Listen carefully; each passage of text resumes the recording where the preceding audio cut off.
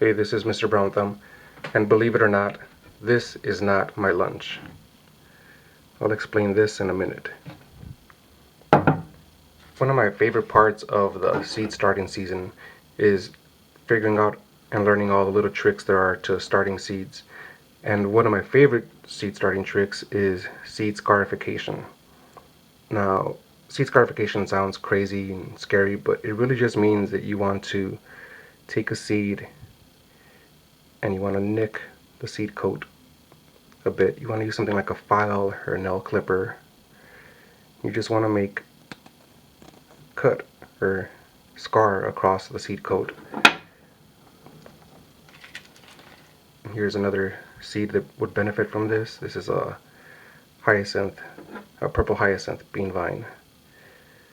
And these seeds are really hard. You may encounter different kinds of seeds that would benefit from being scarified before soaking, like morning glories or peony seeds, and it's a bunch of others.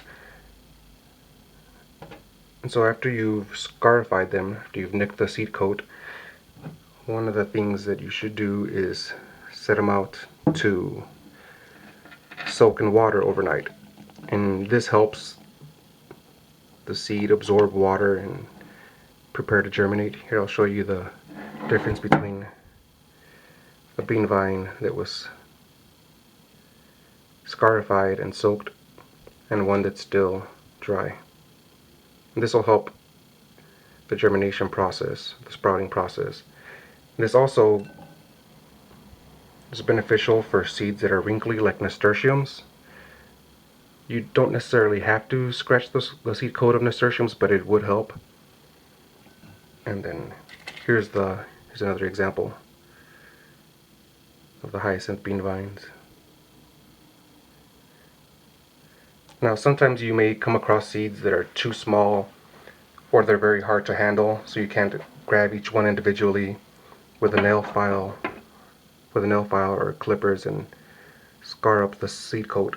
So what you want to do in that case, or one of the things you can do in that case, is place the seeds inside of a piece of sandpaper, and you can go across the seeds. You can roll them over. You can grab them individually if you can, and scratch them across. And once you've scarred up the seed coat a bit, you can go ahead and soak them. 24 hours is pretty good. This is a Christmas lima bean. It's been in here for 24 hours. Some people say 48 hours, but I think that's way too long. I think seeds at some point start to drown in water. And yes, seeds can drown from being in too much water. Here's a cypress vine seed. And these, I'm just going to take these and plant these out in the garden since it's supposed to rain.